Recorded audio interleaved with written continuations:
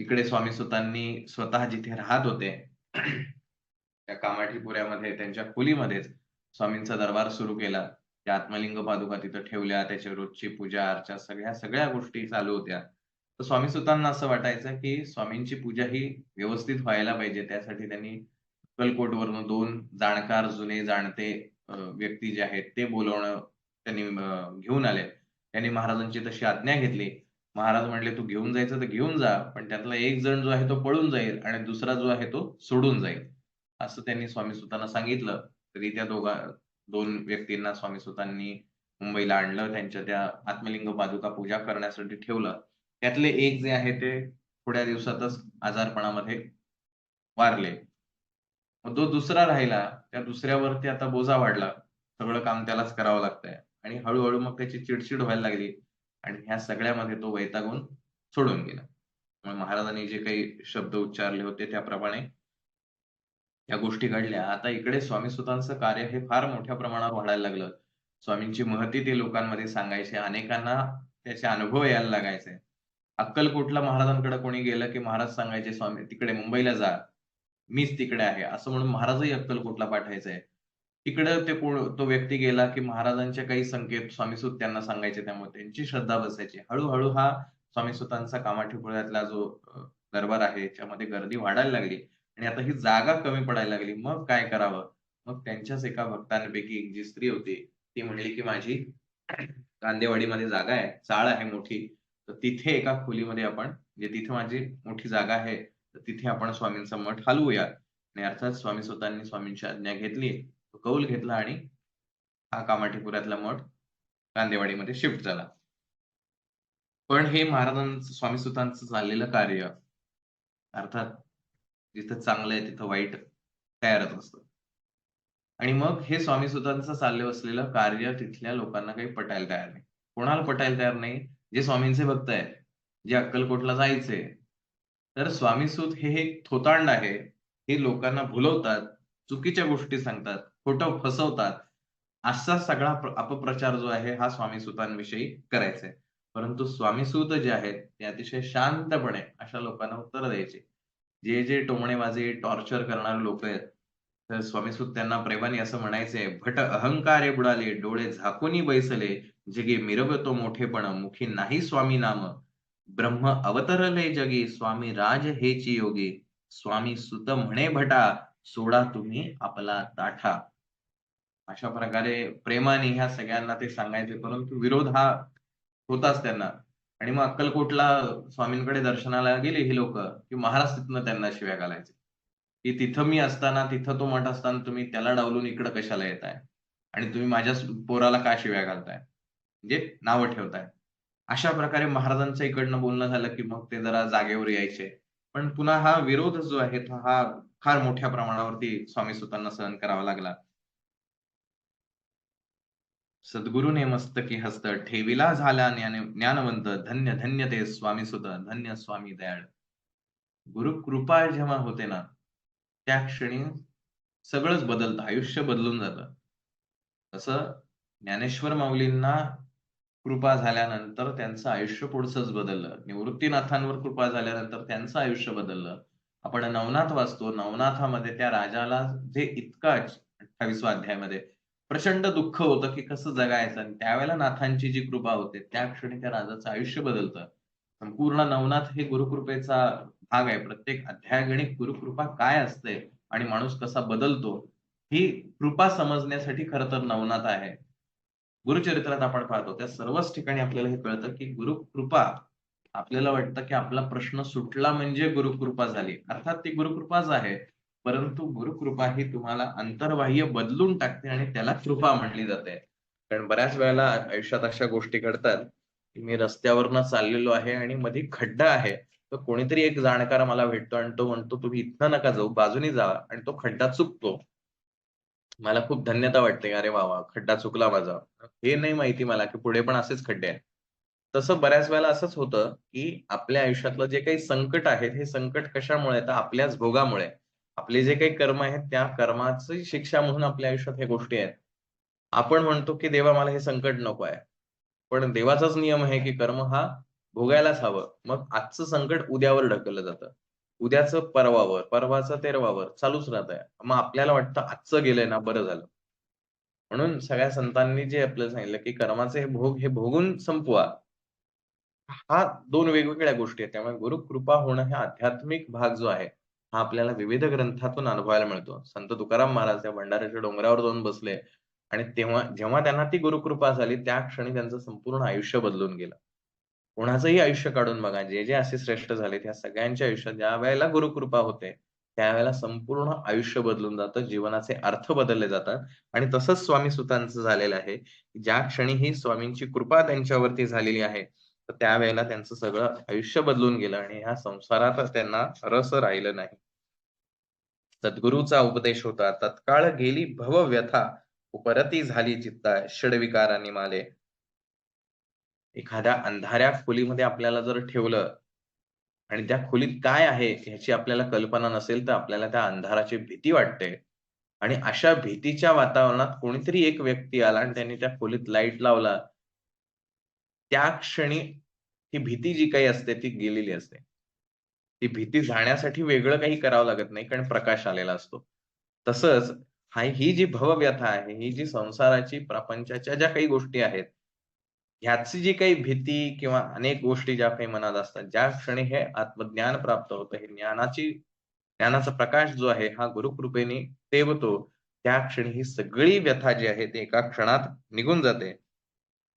आणि ग्रंथकर्त्यांनी फार सुंदर लिहिलंय. "बहुत गुरु जगी असती, नाना मंत्र उपदेशिती, द्रव्य प्राप्तीस्तव निश्चिती, ढोंग माजविती बहुत. तयाचा उपदेश न फळे, सत्य ज्ञान काही न कळे, मन न चळे प्रपंची." आपल्याला सर्वांना माहिती आहे, गुरूंचा बाजार झालाय. जो तो उठतो आणि प्रत्येक जण गुरु होतो. मग माझ्यामुळेच तुमचं काम झालं. मग हे चमत्कार, ते चमत्कार, अनेक गोष्टी होतात. पण चमत्कार ही अतिशय आपण असं म्हणूया, म्हणजे किरकोळ गोष्ट आहे. परंतु ग्रंथकर्त्यांनी आपल्याला सांगितलंय, की "बहुत गुरु जगी असती, नाना मंत्र उपदेशिती." हा मंत्र म्हणा, तो मंत्र म्हणा, हा माझा गुरुमंत्र आहे. स्वतःचेच मंत्र तयार करतात. असे अनेक लोक आहेत. मग असे हे सगळे लोकं मग वेगवेगळे मंत्र सांगतात. पण ह्या सगळ्यांचं "बहुत गुरु जगी असती, नाना मंत्र उपदेशिती, द्रव्य प्राप्तीस्तव निश्चिती, ढोंग माजविती बहुत." इन्कम सोर्स, एक बिझनेस मॉड्यूल म्हणून या सगळ्या गोष्टींकडे ते पाहतात. तयांचा उपदेश न फळे, सत्य ज्ञान काही न कळे, मन न चळे प्रपंची. हे कितीही छान-छान, गोड-गोड गोष्टी सगळ्या ते रामकथा सांगणारे, आणखीन भागवत कथा सांगणारे बघा किती गुरु असतात. किती त्यांचा तामझाम एवढा मोठा असतो, काही कल्पना नाही आणि लाखोनी लोकं तिकडे जातात. त्यांनी सांगितलेल्या ज्ञानाच्या गोष्टीमुळं किती जणांचं आयुष्य बदललं, हा सगळ्यात महत्त्वाचा प्रश्न आहे. आणि जो ग्रंथकर्ता आपल्याला इथे सांगतोय, "तयाचा उपदेश न फळे." त्यांनी जे काही ज्ञान सांगितले त्याने माझं अंतर्मन काहीच बदलत नाही. जसं मी अनेकदा आपल्या गुरुचरित्र चिंतनिकेतन म्हणा, श्रीपाद या सगळ्यातनं नेहमी एक गोष्ट सांगत राहिलो आहे. जे मला असं वाटतं म्हणून, काही बंधनकारक नाही, की मी जर एखादी कृती केली असेल, आपण ही गुरुचरित्राची, स्वामीचरित्राची चिंतनिका करतोय. गेले 3-4 महिन्यापासून हा प्रयत्न आपण करतोय. मग 4 महिन्यात काही बदल घडलाय का माझ्या आयुष्यात? हे स्वतःचंच एनालिसिस करायचं. तसं आज सेम वे मी स्वामींच्या सेवेत आहे. मी गुरूंची सेवा करतोय. माझे गुरु साधे-सुधे नाहीत, साक्षात परब्रह्म आहेत. इतक्या मोठ्या शक्तीच्या सानिध्यात मी आहे. गेले काही वर्ष आहे, गेले काही महिने आहे. काय बदल घडला माझ्या आयुष्यामध्ये? की टू व्हीलरची फोर व्हीलर झाली. काय बदल झाला? टू व्हीलरला ₹100 पेट्रोल लागायचं. फोर व्हीलरला 500चं लागतंय. हा बदल झालाय. मग हेच माझ्या मनाच्या वृत्ती ज्या आहेत, या बदलल्या आहेत का? माझ्या मनातला लोकांविषयीचा द्वेष कमी झालाय का? माझा मत्सर कमी झालाय का? ह्या ज्या काही नकारात्मक वृत्ती आहेत, ज्या माझ्या मनात आहेत, ज्या होत्या आधी, माझा स्वभाव होता हा, हा बदललाय का माझ्या आयुष्यातला? हे महत्वाचं आहे. आणि ती जर होत असेल, तर त्या गुरूंच्या उपदेशाने आपलं मन बदलतंय आणि पुढे ग्रंथकर्ता काय म्हणतोय, "सत्य ज्ञान काही न कळे, मन न चळे प्रपंची." की मग ह्या प्रपंचातल्याच गोष्टी गोड वाटायला लागतात. म्हणून मी नेहमी म्हणतो, की प्रपंचातल्या दुःखानी आपण परमार्थ करण्यासाठी स्वामींच्या केंद्रात जातो आणि तिथं परत प्रपंचच करतो. मग हे भांडे आण, हे माझी भांडी आहेत, ती माझं भांड आहे, हे माझं आहे, मला आरती मिळायला पाहिजे, मला नैवेद्य मिळायला पाहिजे, मलाच माईक मिळायला पाहिजे, मलाच हे मिळालं हे सगळं मला, मला, मला, मला करण्यामध्ये आपला अख्खा प्रपंचच तिथं तयार करून टाकतो. मग हा माझ्यामधला म्हणजे माझा माईक कोणी काढून मला राग येणार. कारण मला लहानपणापासून हेच शिकवलंय ना, की ही तुझं खेळणं आहे, ते कोणी घेतलं की आपण रडतो. मग हा माझा माईक आहे, हे मी माझं म्हणून प्रपंचच गोळा केलेला आहे.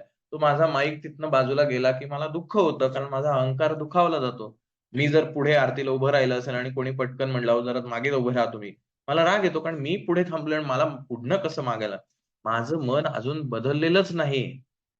मी फक्त जागा बदलली आहे. घरी होतो त्याच्याऐवजी आता केंद्रात येऊन थांबलोय. असं जर होत असेल तर आपण आपल्या गुरूंचीच काय म्हणूया, त्यांचं महत्त्व आपल्या आणि कमी करतोय. कारण हे समोरच्याला जाणवलं पाहिजे. जसं 10 शाळा असतील, तर कुठली शाळा चांगली हे कसं ठरवलं जातं? तर कुठल्या शाळेतले विद्यार्थी हे कशाप्रकारे परफॉर्म करतायत? त्यांची गुणवत्ता कशी येतेय? त्यांचं स्किल कसं वाढतंय? हे शाळेचं मूल्यांकन करताना हे महत्त्वाचं असतं. तसंच जर मी स्वामींचा सेवेकरी आहे, तर जग जे स्वामींकडे येत नाहीये, त्यांनी माझ्या आचरणावरनं म्हणलं पाहिजे, की "अरे नाही, हा माणूस इतका बदललाय, खरंच हे स्वामींच्या सेवेमुळेच झालं." पण तो पहिलाही होता, आता केंद्रात जाऊन भांडणं करतो. आधी फक्त घरापुरतीच भांडणं होती, आता चार चौघात करायला लागला. असं जर आपल्याविषयी कोणी बोलत असेल, तर अर्थात आता आपण महाराजांविषयी असं म्हणू शकणार नाहीत, की हे गुरु खोटे आहेत. हे महाराज तर त्यांच्यानी श्रेष्ठ आहेत. आपलं भाग्य आहे, की आपण गुरूंच्या सोबत आलो किंवा आपल्याला असे गुरु मिळाले, गुरुमाऊलींसारखे गुरु मिळाले, की जे इतक्या विविध पद्धतीने आपल्याला छोट्या-छोट्या गोष्टीतनं अध्यात्म शिकवत असतात. पण मलाच जर काही घ्यायचं नसेल, तर तो दोष कोणाचा? असं स्वामी सुतांचं झालेलं नाही. त्यांनी एका क्षणात जसाही तो महाराजांचा आदेश झाला किंवा ती कृपा झाली, त्या क्षणी त्यांचं प्रपंचातलं मनच उडून गेलं. म्हणजे हे क्षणभरात घडलेली गोष्ट आहे आणि ही गुरूंची कृपा आहे. ते आपल्या आयुष्यात काय अजून प्रपंचात मी अडकतोय, म्हणजे माझ्यावर गुरुकृपा नाही, अशातला भाग नाही. माझ्या म्हणून मगाशी सांगितलं, माझ्या वृत्ती बदलतायत का? माझ्या स्वभावात बदल होतोय का? हा माझ्यासाठी गुरुकृपेचा भाग आहे. आणि तो जर होत नसेल, तर आपण कुठेतरी स्वतःचं एनालिसिस केलं पाहिजे. आपलं स्वतःचं मूल्यांकन केलं पाहिजे, की मग आपण इतके दिवस सेवा करून काय मिळवतोय आयुष्यामध्ये? आध्यात्मिक माझी प्रगती काय कुठल्या लेव्हलला चालली आहे? जसे आपण स्वामी महाराजांची जी आरती म्हणतो संध्याकाळची, त्याच्यामध्ये आपण असं म्हणतो, की महाराजांच्या समोर जे निरांजन लावलेलं आहे, ते निरांजन कशाचं आहे? मी त्या वाती लावतोय का? मी ते तूप घालतोय का? ती ज्योत माझ्यामध्ये प्रकट होतीये का? हा मी स्वतःलाच प्रश्न विचारला पाहिजे. दुसऱ्या कोणाला विचारायची गरज नाही. आपल्याकडे मोजपट्टीच कोणी लावायचा विचार करत नाही. की मी जी काही सेवा करतोय त्यांनी माझ्यात काही बदल होतोय की नाही होतोय? मला मोजायचंच नाहीये. मीच ठरवतो बदल होतोय. सो असो वेळ अधिक घेण्यात काही हे नाही. आपल्याला अजून पुढे बरंच जायचंय. तर ह्या स्वामी सुतांच्या बाबतीत ह्या गोष्टी घडल्या आणि मग स्वामी सूत असं करतायत. प्रतिभा बोरुडे असं त्यांनी म्हटलंय, की माझ्यात खूप बदल झाला आहे चिंतनिकेच्या माध्यमातून. Very good. असं तुम्ही तुमच्या स्वतःच्या आयुष्यात बघा किंवा तुम्ही 4 वर्षापासून स्वामींच्या केंद्रात येताय, सेवा करताय, 10 वर्षापासून येताय. काय बदल झालाय माझ्या आयुष्यात? 10 वर्षापूर्वीचं आयुष्य, आत्ताचं आयुष्य आणि पुढे कुठे जायचंय? कशा प्रकारचं माझं जीवन असलं पाहिजे? ह्याचं आपल्याला स्वतःचंच मूल्यांकन आणि आपण जे मूल्यांकन केलंय ते बरोबर आहे की नाही हे कळण्यासाठी आपल्या गुरूंना सादर करावं लागेल. किंवा मी स्वतःचं मूल्यांकन केलं आणि मला असं वाटतंय. आता ते बरोबर केले का चूक केले हे तुम्ही ठरवा. जावा तुम्ही माऊलींसमोर, जावा महाराजांसमोर, की बाबा हे असं वाटलंय, अजून काय करायला पाहिजे मी? अजून काय प्रगती का? ते गाईड करायला बसले ना. तेच गुरु आहेत आपले. दुसरं कोणाकडे जायचं? पण आपण जातो माणसांना गुरु करायला. मग प्रश्नोत्तर करणाऱ्या व्यक्तीला आपण गुरु समजतो. "का तुम्ही सांगितलं म्हणून आमचं काम झालं." काम करणारे महाराज आहेत हे जोपर्यंत आम्हाला समजणार नाही, तोपर्यंत ही बुवाबाजी बंद होणार नाही. काम महाराज करून घेतायत, निमित्तासाठी फक्त आपला वापर करून घेतात आणि आपण त्यांना थोडं मोठेपण दिलं, की त्यांच्यातला अहंकार जागा होतो. काम करवून घेणारे महाराज आहेत, हे आपल्या सद्गुरूंनी आपल्याला शिकवलं. सद्गुरू पिठले महाराजांनी शिकवलं, सद्गुरू दादांनी शिकवलं, गुरुमाऊलींनी शिकवलं. आजपर्यंत गुरुमाऊलींनी एकदाही असं म्हटलेलं नाही, की हे काम माझ्यामुळे झालं. मग आपले गुरु जर क्रेडिट घेत नसतील, तर आपण कोण आलो मोठे? त्यांच्यापेक्षा महान झालोत का आपण? की माझ्यामुळे तुमचं काम झालंय म्हणायला? ही वृत्ती सेवेकऱ्यांची जोपर्यंत बदलत नाही, तोपर्यंत सेवेकरी घडणं हे फार दुरापास्त आहे. असो. मग हे स्वामी सुतांचं सगळं झाल्यानंतर मोठा रडा झाला. बायको ओरडायला लागली, "काय करताय तुम्ही?" मग बायकोनी घरी निरोप पाठवला. "काय तुम्ही माझं लग्न लावून दिलं. बघा माझा नवरा कसा करतोय." काकूबाईंना कळलं. आपला मुलाने असा निर्णय घेतलेला आहे आणि आता अशी तो कृती करतोय. स्वामी सुतांना यांनी काही फरक पडत नव्हता. काकूबाई आल्या, त्यांनी मुलाला समजवायचा प्रयत्न केला. मुलगा काही ऐकायला तयार नाही. मग ही जी मंडळी होती, जी स्वामी सुतांवर खार खाऊन होती, त्यांनी सांगितलं, "तुमच्या मुलाला भूत लागलंय." कुठलेतरी वेडपटपणा करतोय तो. वय वर्ष फक्त 25-26 आहे. विचार करा. इतका चांगला असलेला संसार, नोकरी सगळं सोडून आता त्यांनी हे स्वामी नाम कार्य करायला सुरुवात केली. मग सगळ्या लोकांनी मग त्या काकूबाईच्या मनात भरवलं. मग आता हे जर भूत काढायचं असेल तर काय करावं लागेल? ही बिचारी सामान्य बाई. मग त्यांना सांगितलं, "तुम्ही एक काम करा, नाशिकला सटाण्यामध्ये देव मामलेदार म्हणून एक सिद्धपुरुष आहेत. आपल्याला ते सगळ्यांना परिचित आहेत. तर तुम्ही त्यांच्याकडे जा, ते हे सगळं भूत उतरवतील." म्हणून काकूबाई ज्या आहेत त्या सटाण्याला येतात. देव मामलेदारांसमोर येतात. त्यांना सांगतात. अर्थात देव मामलेदार हे स्वामींचेच शिष्य आहेत. त्यांनीच घडवलेले आहेत. त्यांना हे सगळं माहिती आहे. त्यामुळे ते म्हणतात, "हो, हो, बरोबर आहे," म्हणे, "तुमच्या मुलाला भूत लागलेलं आहे. पण हे असं भूत आहे जे कोणी उतरवू शकत नाही. देवाला सुद्धा हे भूत उतरवणं जमणार नाही." आणि असं हसत-हसत ते सांगतात. पण त्यांना माहिती आहे ना, स्वामी सुतांना जे भूत लागले तेच तर भूत लागावं म्हणून सगळं आयुष्य खपवायचं असतं. त्यामुळे तिथेही त्यांचा काकूबाईंचा काही निभाव लागत नाही. आता काय करावं? असा सगळा भाग आहे.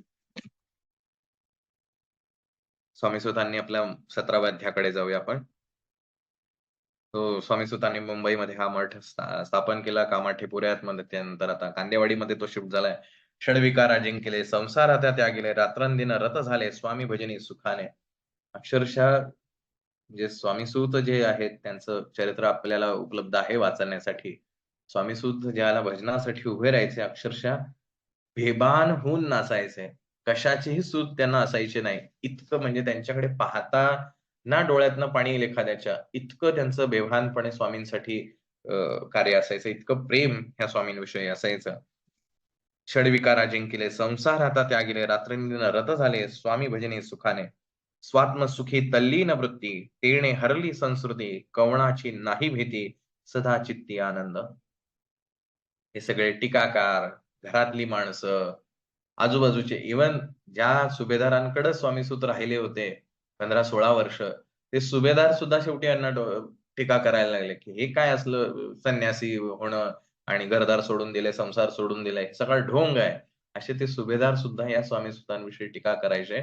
परंतु ह्या सगळ्यांकडे स्वामीसूत जे आहे ते दुर्लक्ष करायचे आणि केवळ स्वामी कार्य या पलीकडे स्वामीसूतांच्या मनात कधीही काही त्यांचं नसायचं. संसारात ते सोडोन बैसले गोसावी होऊन हे पाहुनी कित्येक जन हासताती तया ते. अनेकांनी टोमणे दिले. त्यांचे मित्र जे आहेत, ह्या मित्रांना ते वाटायचं, की अरे चांगला आपला मित्र होता, हे काय वेडपटपणा करायला लागलाय. सगळेजण वेगवेगळ्या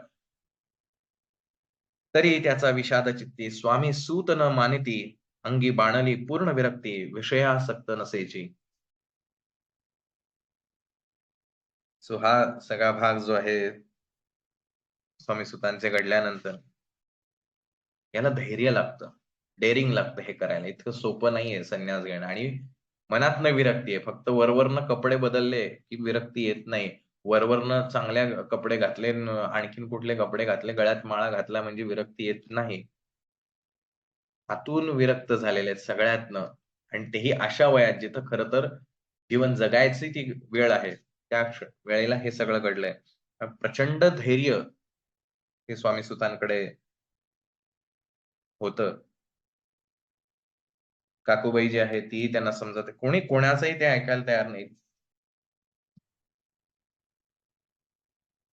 मग पुढे निस्सीम जे स्वामी भक्त आनंदे भजनी नाचत कुटील जन त्याते हसत ढोंग अवघे म्हणती हे परी निंदा आणि स्तुती दोन्ही समान जे मानती श्री चरणाविण आसक्ती अन्य विषयावरी नसे.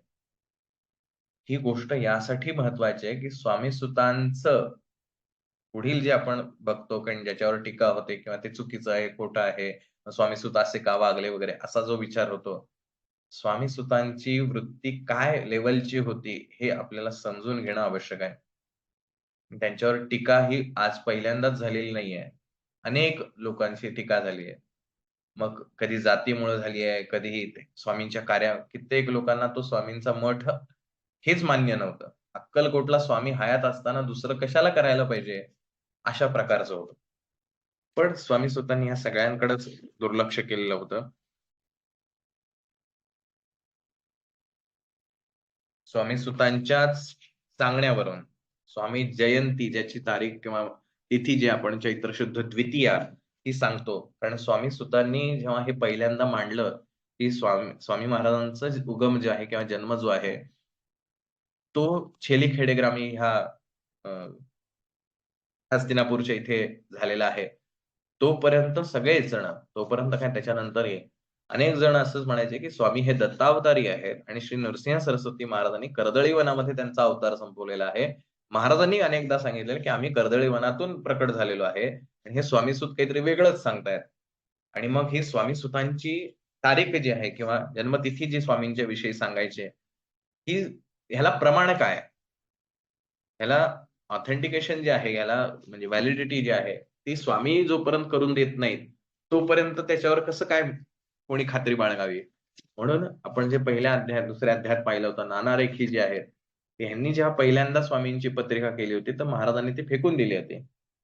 मग हे नानारेखींना, आता ही नानारेखींना स्वामी सुतांनीच आज्ञा केली होती, की तुम्ही हे स्वामींची ही जन्मतिथी आहे, ही वेळ आहे, ह्या सगळ्या गोष्टी ज्या आहेत आणि ह्या सगळ्या गोष्टी स्वामी सुतांना महाराजांनीच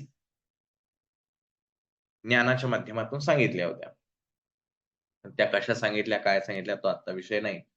मग त्या तिथीनुसार, त्या वारानुसार नानारेखींनी पुन्हा एकदा स्वामींची पत्रिका काढली आणि ती स्वामी चरणांकडं अक्कलकोटला गेले आणि महाराजांच्या चरणावर ठेवली.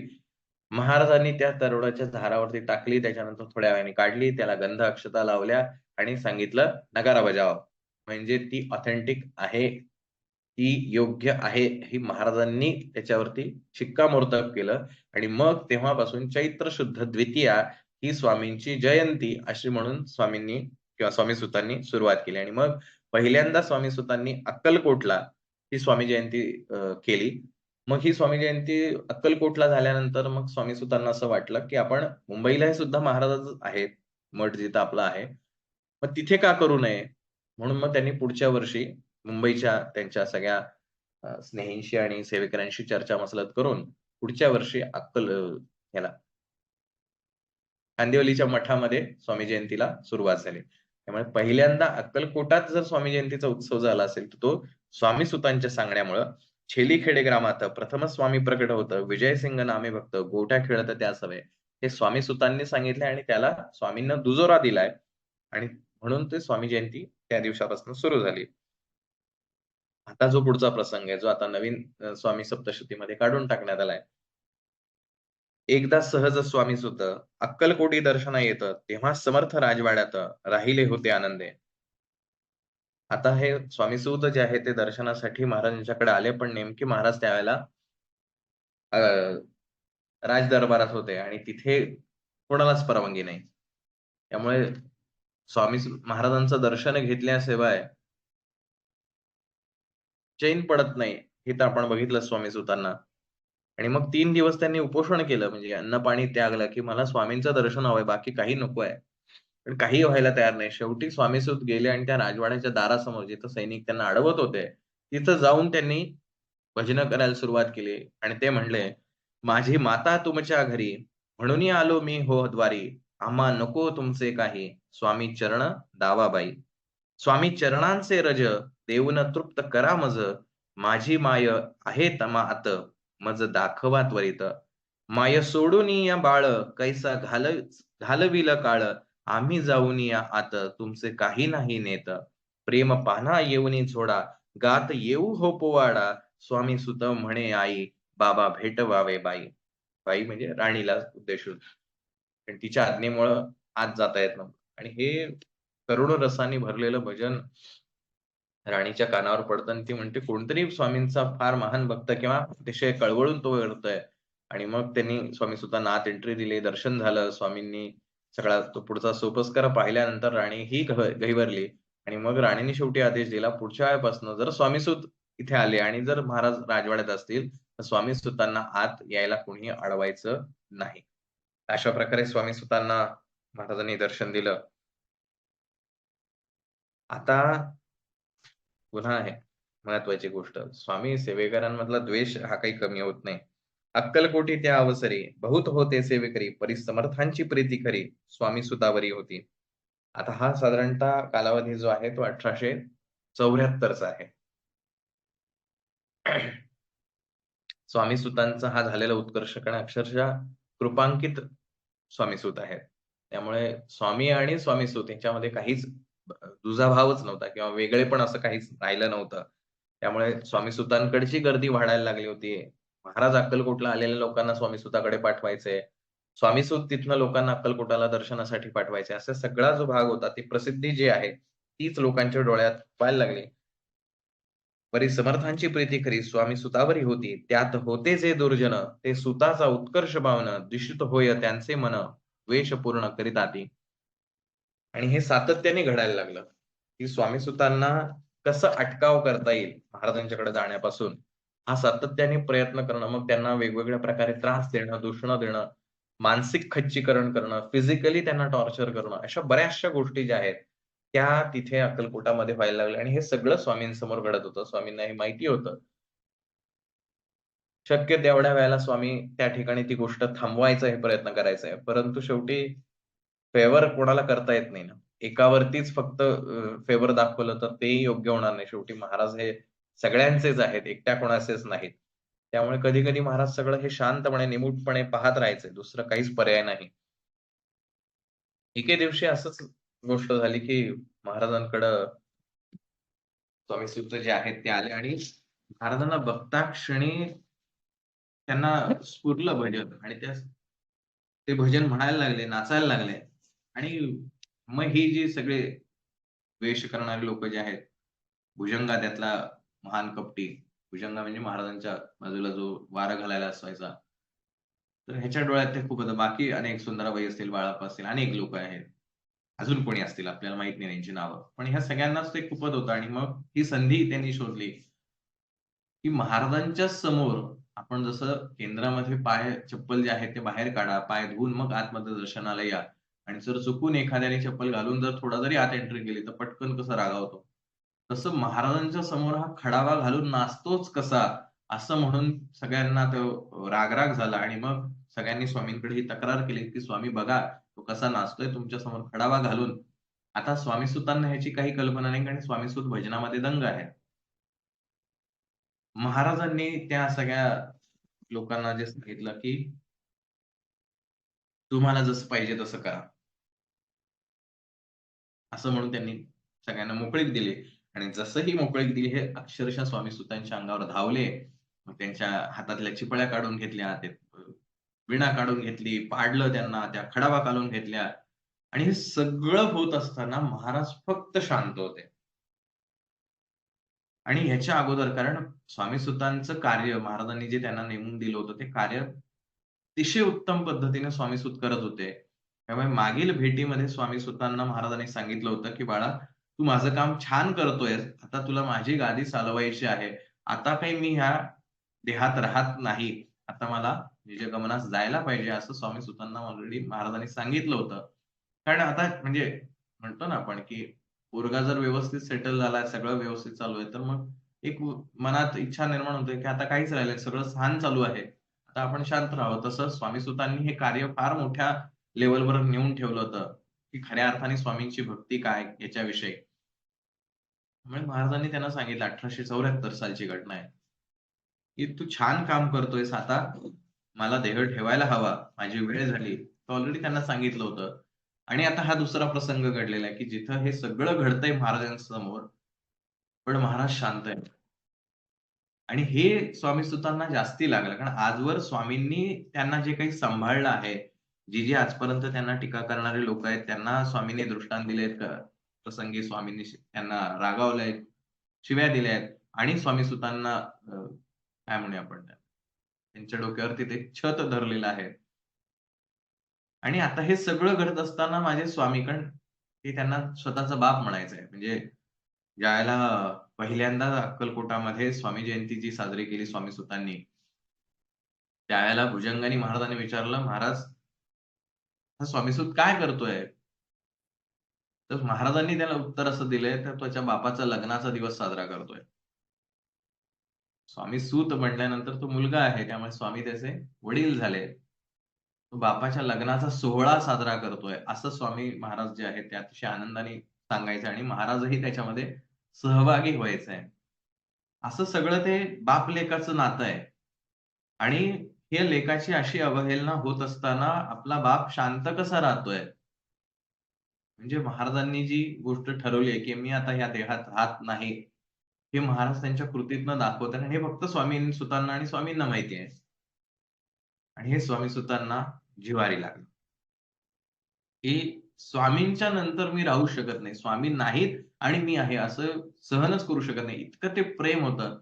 आणि ताबडतोब त्यांनी तसंच तिथनं उठले. स्वामींचं दर्शन सुद्धा घेतलं नाही, त्यांच्याशी बोलले सुद्धा नाही आणि ताबडतोब मुंबईला निघून आले. आता ह्याच्यामध्ये एक भाग असा आहे, अधिक जास्ती सांगत नाही, पण माझं आकलन त्याच्यातलं.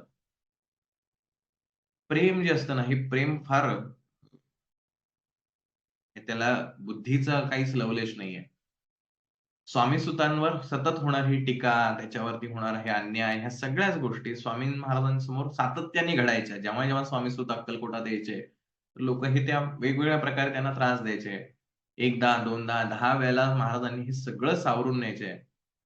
परंतु आपला लेक आपल्याला भेटायला आला, की त्याला हे सगळं सहन करावं लागतंय, हे एका बापाला सहन होत नव्हतं. आणि कदाचित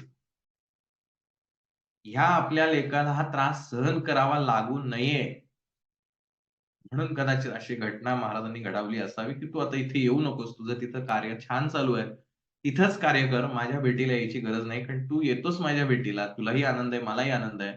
परंतु हे सगळं जे घडतंय ते नाही मला दुःख होतं, वेदना होते." आणि म्हणून कदाचित तो एक भाग असावा. पण दुसरा भाग, की जो स्वामी सुतांना महाराजांनी ऑलरेडी सांगितला होता, की "आता मी काही देहात राहत नाही. तू छान काम करतोय. सगळं छान चालू आहे. सगळा माझा कार्यभाग साधलेला आहे." आणि तो जो मनातला भाग होता, तो काही स्वामी सुतांना सहन झाला नाही आणि मग स्वामी सुत जे आहे ते मुंबईला गेले. अन्न-पाण्याचा त्याग केला. महाराजांना ही गोष्ट विदित झाली.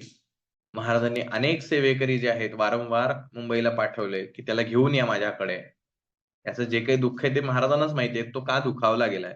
तर माझ्या लेकाला घेऊन या. महाराजांना ही ओढ लागली होती. पण लोकं जायचे स्वामी सुतांना सांगायचंय. स्वामी सुतांचा निश्चय दृढ होता. मी येणार नाही, अन्न-पाणी घेणार नाही. स्वामींची आज्ञा आहे, ऐकली नाही. अनेक प्रकारे महाराज अक्षरशः कळवळून, "अरे त्याला बांधून आणा, पण आणा त्याला इथे." पण नाही, स्वामी सुतांनी ऐकलं नाही. शेवटी तर महाराज असंही सांगायला लागले, महाराजांच्या जवळच्या काही लोकांना महाराजांनी मुंबईला पाठवलं, की "काही करून त्याला पेटीत घालून आणा, पण आणा त्याला इथं." पण शेवटी ते बाप-लेकाच्या नात्यामध्ये जो दुरावा झालाय, तो बापाचं प्रेम आहे हो शेवटी. काळीज कळवळून जायचं त्यांचं. काही करून त्याला इथे आणा, पण काही केल्या काही स्वामीसूत हटायला तयार नाही. निश्चय पक्का आहे, कारण स्वामीसूतांना माहिती आहे महाराजांनी काय सांगून ठेवलंय. काही केल्यास स्वामीसूत काही आणि विचार करा हो, स्वामीसूतांचं वय 42. 42 का 44 ज्यावेळेला त्यांनी देह ठेवला ते. स्वामी महाराजांचं आयुष्य काढलं गेलं तर 750 वर्षांचा देह. ते प्रेम जे आहे ते स्वामी सुतांवर इतकं प्रचंड होतं. शेवटी महाराज असे म्हणले, की "जर तो आला नाही तर त्याला सांगा आता तोफ भरून ठेवलेली आहे, मी बत्ती लावतो." स्वामी सुतांना याचा अर्थ कळला आणि अर्थात सगळ्यांनाच तो अर्थ कळला. कारण तोपर्यंत स्वामी सुतांना पूर्ण शरीर कृश झालं होतं. आता काही केलंय किंवा आता तरी ये नाहीतर संपेल सगळं. हे शेवटचा क्षण आहे. हट्ट सोड तुझा आणि ये इकडे. काहीही केल्या काही स्वामीसूत यायला तयार नाही. हा सुद्धा धीराचाच भाग आहे. हे सुद्धा प्रेम आहे स्वामीसूतांचं. आपण ह्यातनं गैरअर्थ काढू शकतो, की स्वामीसूतांनी असं कसं काय केलं? महाराजांची आज्ञा का डावलली? आज्ञा नाही डावललेली. ह्या सगळ्याची मागची ही बॅकग्राऊंड आहे. स्वामीसूतांचं मन हे कधीच स्वामीचरणी लीन झालेलं आहे. परंतु आपला बाप गेल्यानंतर आपण नाही राहू शकत आहे. हे या गोष्टींनी त्यांच्या मनात इतकं घर तयार करून ठेवलं होतं, की माझ्या बापाच्या आधी मी जाणार. आणि म्हणून काहीही केलं कारण स्वामीसूत जर अक्कलकोटला आले असते, तर ऑफकोर्स स्वामी महाराजांनी त्यांना वाचवलंही असतं, त्यांना उपदेशही केला, सगळंच झालं असतं. पण पुढचं काय होणार हे माहिती होतं त्यांना. आणि ते स्वामीसूतांना सहन होणारं नव्हतं. त्यामुळे कितीही प्रयत्न केले, तरी शेवटी स्वामी महाराजांचं त्यांनी ऐकलं नाही आणि शेवटी स्वामी सुतांनी आपला देह जो आहे तो वयाच्या 44व्या वर्षी ठेवला. सो अशा प्रकारे स्वामी सुतांचं हे कार्य जे आहे ते इथेच सो उल्लंघिले आमच्या आज्ञेसी संधी सापडली काळासी ओढोनी बळीची मग नेला. पुत्र शोके करून दुःख करी रात्र स्वामी महाराजांनी स्वामी सुतांचं गेल्याचं सूतक पाळलेलं आहे. अक्षरशः ज्या क्षणी स्वामी सुत तिथे गेले, त्यांनी देह ठेवला. महाराज इथं पलंगावर होते. अतिशय दुःखाने महाराज पलंगावरनं खाली पडले. व्याकुळ होणं किंवा ते दुःख जे आहे महाराजांना सहन होत नव्हतं. आता तुम्ही म्हणाल साक्षात परब्रह्म आहे आणि ते असं का वागायला म्हणजे आता हे दोघांनाही माहिती आहे, की हे सगळं विश्व खोटं आहे. पण ज्याला देहामध्ये असतो त्याला देहाचे व्यवहार असतात. देहाच्या पलीकडे असतं त्यावेळेला कशाचीच सूध राहत नाही. म्हणजे जसं स्वामी महाराज ज्यावेळेला देहाच्या पलीकडे असायचे त्यावेळेला ते 4-4 दिवस अंघोळ नाही केली तरी त्यांना काही फरक पडायचा नाही. पण जर देहात असतील, देहात आहे, देहात असणं, देहात नसणं हा भाग जो आहे तो आध्यात्मिक आहे. तर गंध का नाही लावलं म्हणून पण ओरडायचे. अंघोळीला पाणी गरमच नाही म्हणून पण चिडायचे. तर हा वेगळा भाग आहे लीलेचा भाग. तर हा बाप-लेकाचा जो भाग आहे प्रेमाचा आणि हे त्यालाच कळू शकतं, ज्या बापाच्या हृदयामध्ये आपल्या मुलाविषयी प्रेम आहे आणि जो मुलगा असं रागावून किंवा काहीतरी प्रसंगाने बापापासून विलग झालाय आणि बापाला फार इच्छा आहे हो, मुलाला भेटावं, पण मुलगा काही हटायला तयार नाही. निश्चय पक्का केलेला आहे आणि मुलालाही ते दुःख आहे, की बापाला भेटता येत नाहीये, पण कारणच असं आहे. तर हे दुःख त्याचं त्यालाच कळतं. आपण बाहेर बसून, काठावर बसून आपण नाही त्या गोष्टीतलं आणि असं म्हणतात ना, की जो त्या प्रसंगात असतो ना, म्हणजे ज्याला खरंच तहान लागलेली आहे, त्याला त्या एका घोटात एक घोटभर पाण्याची सुद्धा किंमत कळते. पण ज्याचं तहान भागलेली आहे, त्याला तुम्ही म्हटला बाटली जरी समोर ठेवली, तरी त्याला त्या पाण्याविषयी काही वाटत नाही. जेव्हा ज्या परिस्थितीत असतो, त्याच वेळेला त्याचं मोल असतं. इतर वेळेला त्याचं त्यामुळे 150 वर्षानंतर स्वामी चरित्र वाचत असताना आपल्याला त्या स्वामी सुतांचं प्रेम किंवा स्वामी महाराजांची ती लीला ह्यातलं गांभीर्य कळणं अवघड आहे. ज्यांनी त्या क्षणी ते अनुभवलेलं आहे त्यांनाच ते माहिती आहे. नरजन्मा येऊनी सत्य, भक्ती केली एकनिष्ठ, केले जन्माचे सार्थक, परमपदा पावले. तर स्वामी सुतांनी प्रचंड कार्य केलेलं आहे. अनेक त्यांची भजनं जी आहेत, त्यांची पुस्तकं प्रसिद्ध आहेत, ग्रंथमाला प्रसिद्ध आहे. त्यांच्या मठांच्या माध्यमातून ते कार्य चालू आहे आणि स्वामी सुतांच्या देहावसानानंतर सुद्धा त्यांचा त्रास काही कमी झालेला नाही. तो कधीतरी तुम्ही जरूर वाचा किंवा चेंबूरचा मठ जो आहे, त्या चेंबूरच्या मठामध्ये तुम्हाला हा इतिहास कदाचित ऐकायला मिळेल, वाचायला मिळेल. त्यांच्या मृत्यूपश्चात सुद्धा लोकांनी छळणं काही बंद केलेलं नाही. आणि शेवटी बापाला हे सगळं दुःख होणं स्वाभाविक आहे. धन्य धन्य स्वामी कुमार उतरला भवोदधी दुस्तर, ख्याती झाली सर्वत्र, कीर्ती अमर राहिली. स्वामी सुताच्या गादीवरी कोण नेमावा अधिकारी, ऐसा प्रश्न एके अवसरी पुसती सेवेकरी समर्थात. आता स्वामी सुताची गादी म्हणजे कुठली तर तो कांदिवलीचा जो मठ आहे. आता हा मठ कोणी चालवायचा? असा प्रश्न ज्याला सेवेकऱ्यांनी स्वामींसमोर मांडला, त्यावेळेला त्या योग्यतेचा व्यक्ती असणं आवश्यक आहे. कारण स्वामी सूतच जे आहेत हे पूर्णतः स्वामींच्या स्वामींशी एकरूप होते. त्यामुळे त्यांना पैसा, प्रसिद्धी, आणखीन कशाची हाव नव्हती. ते जर तिथं दुसरा व्यक्ती जर नेमला, की ज्याला ह्या विरक्ती आलेली नाहीये, अशा जर व्यक्तीला तिथं नेमला, तर तो त्याची वाट लावणार. अध्यात्मामध्ये ह्या गोष्टी फार महत्त्वाच्या असतात. उत्तराधिकारी जो असतो, तो उत्तराधिकारी तितकाच योग्यतेचा असेल, तर तो अधिक चांगलं कार्य करतो. पण जर तो योग्यतेचा नसेल, तर मात्र सगळं जे उभारलेलं कार्य असतं, ते फक्त नामनिराळं राहून जातं. म्हणून आता कोणाला नेमायचं हा प्रश्न ज्याला स्वामींसमोर येतो आणि अनेक तिथे चांगले अनुभवी सेवेकरी होते. ते स्वामी सुतांबरोबर ज्यांनी कार्य केलेले आहे, असेही लोकं होते. पण स्वामींची आज्ञा घ्यायची. कारण 1874 ला स्वामी सुतांचा देह महानिर्वाण झालेला आहे. महाराजांनी 1878 ला देह सोडलेला आहे. त्यामुळे 4 वर्ष मधली जी आहेत, ते कथा रसाळ अत्यंत वर्णिली पुढील अध्यायात श्रोते होऊनी सावध चित्त अवधान द्यावे कथेत. अशा प्रकारे स्वामी सुतांचा हा अध्याय जो आहे, तो या ठिकाणी संपन्न होतो. श्री स्वामी चरित्र सारामृत नाना प्राकृत कथा संमत भाविक भक्त परिसोत सप्तदशोध्याय गोडा. अतिशय भावपूर्ण असलेला हा अध्याय या ठिकाणी संपन्न होतो. स्वामी सुतांचं कार्य, त्यांची भजनं फार जरी ती साधी वाटली, तरी ती स्फुरलेली आहेत आणि स्वामींची ही कृपा त्यांच्यावरती झालेली आहे. अशा प्रकारे हा स्वामींचा अध्याय या ठिकाणी संपन्न होतो.